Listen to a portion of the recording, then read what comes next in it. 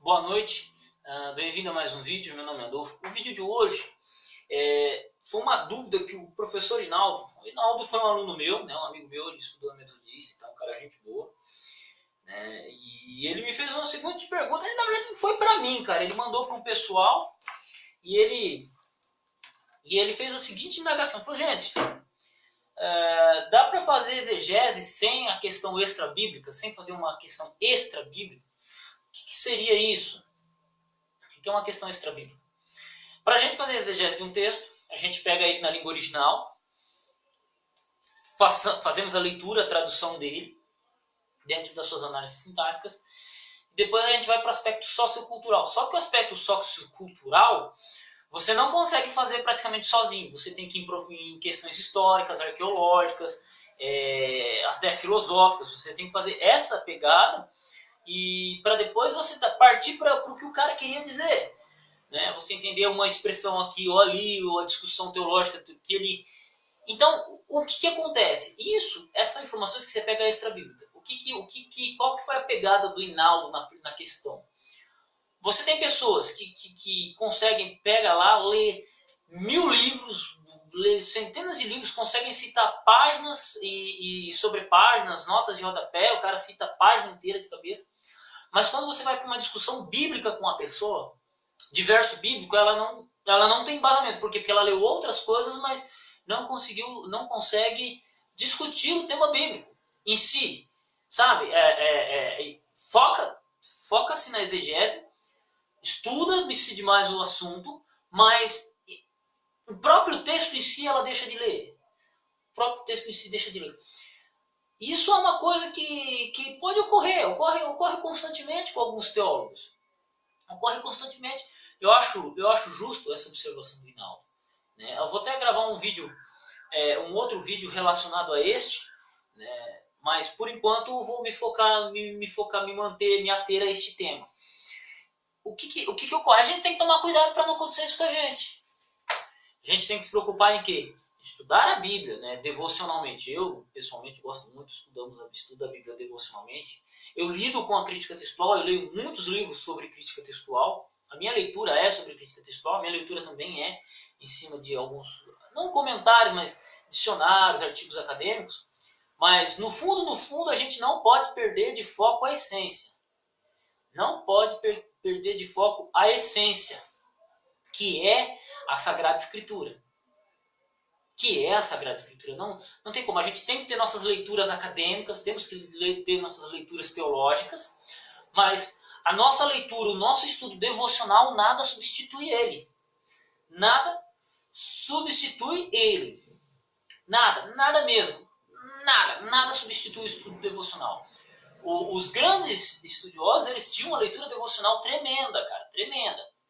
Porém, também tinha uma leitura acadêmica, uma carga horária. Então, o segredo é a gente se ater ao texto, simplesmente um dia pegar e falar: não, eu vou ler esse texto aqui, o que Deus está dizendo? E a leitura devocional, ela é importante. E ela não pode ser perdida do ponto de vista, que é o questionamento do Hinaldo.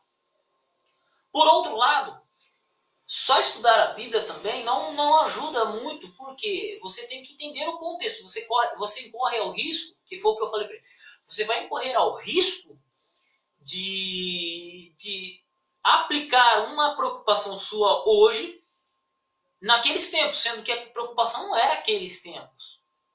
Não é aqueles tempos. Como assim, Adolfo? Nós, do século XXI, temos uma visão, uma filosofia, um estilo de vida, preocupações, problemas diferentes daqueles que ocorreram lá em Mateus, daquilo que ocorreu lá em Êxodo, que ocorreu em Oséias. Ele citou a questão do livro de Isaías, né?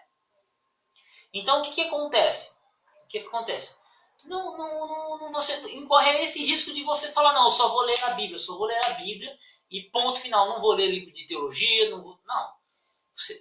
Você incorre a esse risco de descontextualizar a Bíblia, de ler a Bíblia com viés pentecostal, de ler a Bíblia com viés adventista, de ler a Bíblia com viés batista, de ler a Bíblia com viés descontextualizando aquilo que era na época. E na verdade a gente tem que procurar estudar e tentar compreender aquilo que era falado na época. E como é que você vai fazer isso? Lendo livros, lendo artigos, lendo teses que que tratem de quando aquele livro foi escrito, por quem foi escrito, qual a finalidade. Então você vai ter que recorrer a esse tipo de literatura para te ajudar a compreender melhor aquilo que ocorria.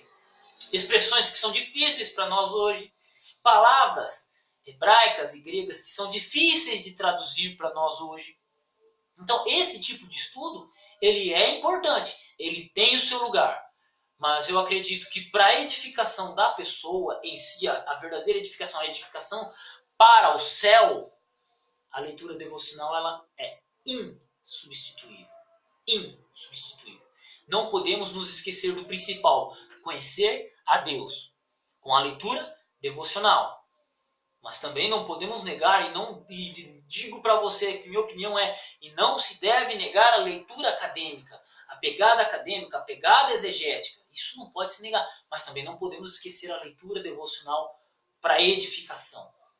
Adolfo, mas a exegese já é para edificação. Sim, mas às vezes a pessoa tem 10 livros de exegese, mas você pede para ela, ele até menciona, pede para o cara recitar o Pai Nosso, a pessoa não sabe. O cara leu 5 livros de exegese, mas não leu o Pai Nosso. O cara lê 5, 10, 20 livros de exegese, de teologia sistemática, mas se você mostrar um verso para o cara não leu ainda. Então, nesse aspecto, a gente tem que saber dosar. Tem que saber dosar. Não tem conversa. Não tem jeito. É isso. Leitura devocional. O estudo é importante, tem o seu lugar, eu respeito, é muito importante, mas também a leitura bíblica para a sua edificação, a leitura bíblica para a sua construção, a leitura bíblica, ela é a fonte de todo conhecimento. É claro, Deus, ele dá a sabedoria e ele dá o conhecimento. E através de Deus temos a Bíblia. Então a Bíblia, ela vai a Bíblia via Deus, né, a palavra de Deus, ela tem esse poder para nós. Mas também não devemos negar a leitura acadêmica e nem podemos nos perder na leitura acadêmica. Porque muita gente se perde, como ele mesmo colocou. Mas eu acredito que temos que fazer leituras nesse sentido, exegéticas, acadêmicas, para ajudar, né? Para uma complementar a outra. As duas não são inimigas, as duas são amigas. Ok? Fique com Deus, Deus abençoe seus estudos e até o próximo vídeo.